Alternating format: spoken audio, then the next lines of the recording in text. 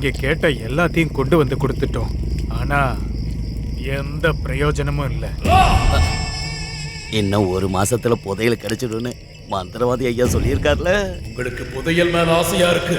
அடுத்த மாசம் ராகு கேது சந்திர கிரகணம் நடக்க போகுது. அன்னைக்குதான் நம்ம பலி பூஜை.